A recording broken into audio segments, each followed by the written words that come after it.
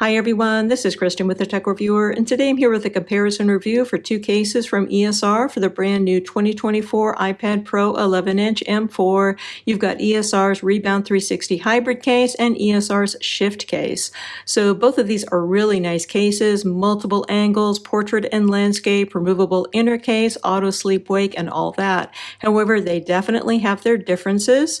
So when you're looking at the SHIFT case, you've got more angles and you've got better ability to use this on a lap. However, this is going to be heavier and thicker, no question about that. And then if you're going to look at the REBOUND 360 Hybrid case, so this one's going to be smaller and sleeker, but more of a fingerprint magnet, and this is not going to work as well on a lap or other soft surfaces. Let's take a closer look. In terms of construction, both of these case types feature removable inner cases which attach via magnets. So the one for your REBOUND 360 Hybrid case has a clear back. It's quite attractive but does attract fingerprints, and obviously no clear back on the one for the SHIFT. These are more or less the same size.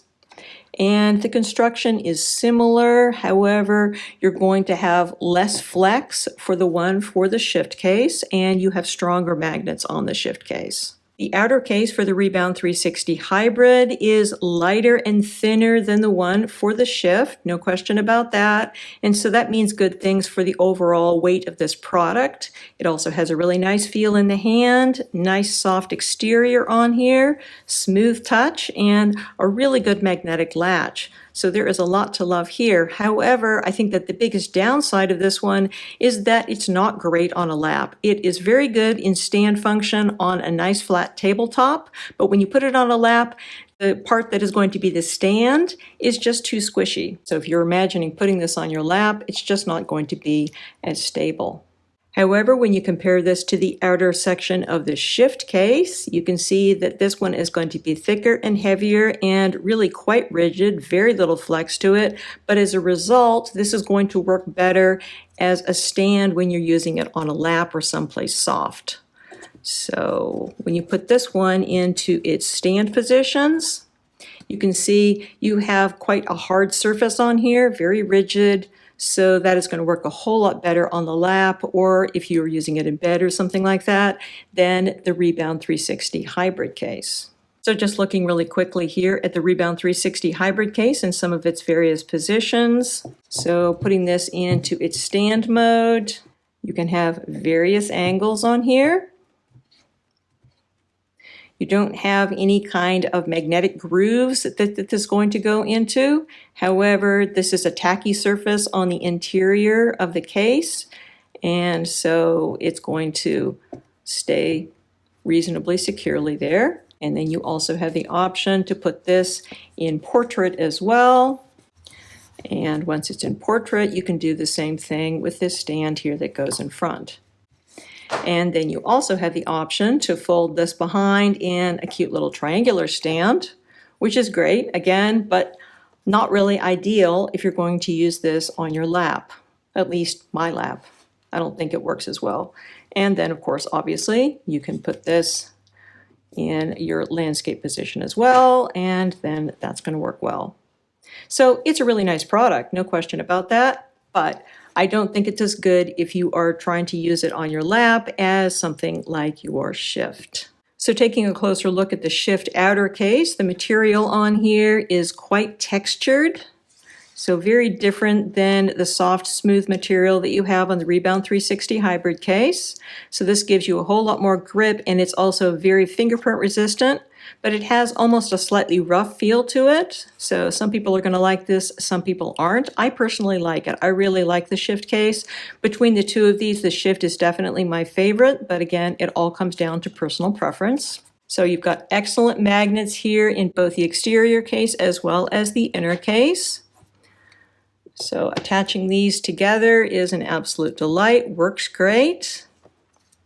As far as the stand functionality, this is also very good. So you've got a series of grooves here, and then these magnetic flaps will fold down. You've got magnets here at the bottom, and so once they attach into the grooves, everything is very secure. You got 9 total angles on here, 6 of them for viewing and 3 of them for typing.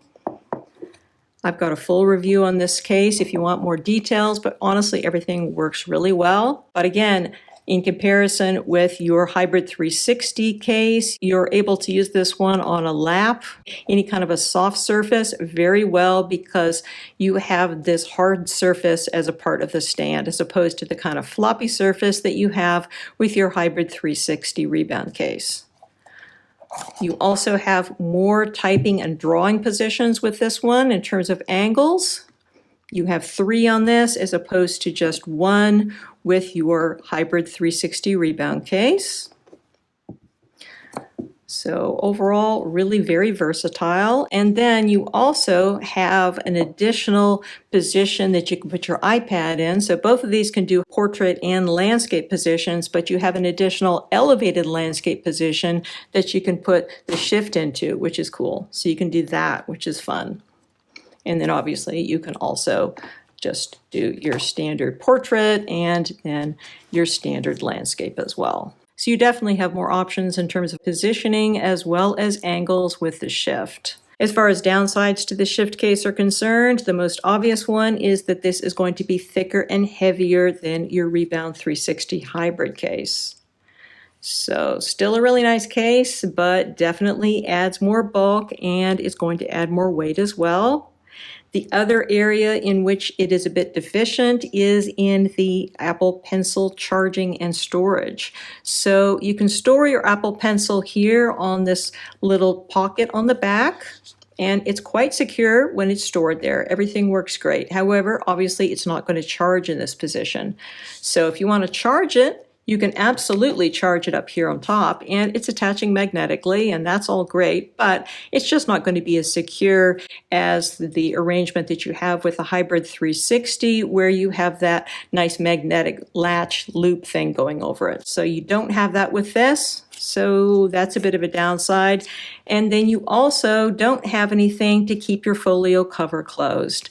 And this is the area where the magnets on the shift, which are so great in every other area, are a little bit deficient here. They're strong enough for auto sleep wake, but other than that, they're just not strong enough to keep everything closed. So they come open pretty easily. So I wish there were some sort of a mechanism to keep this folio cover closed.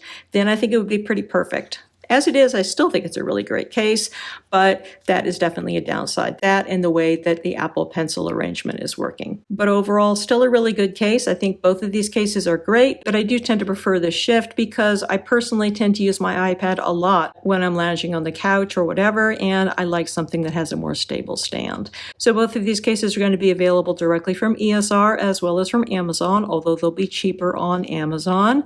The Shift is currently going to run you anywhere between $42.99 and $47.99 depending on the color you choose, and it's available in black, which is cheaper, and blue, which is more expensive, and then there's also a purple option available, although it's not currently in stock on Amazon. So you're going to be spending a little bit less money if you want to go for your Rebound 360 hybrid case. That one's going to run between $29.99 and $35.99 currently on Amazon, depending on what color you choose. It's currently available in lavender, gray, white, black, pink, and blue. Many thanks to the kind folks at ESR for sending me out these samples to review. If you have any questions about this or anything else, please feel free to put them in the comment section below, and I'll do my best to answer them. And do consider subscribing to my channel so you don't miss out on any of my upcoming videos. Again, this is Kristen with the Tech Reviewer. Thanks so much for watching, and have a wonderful day.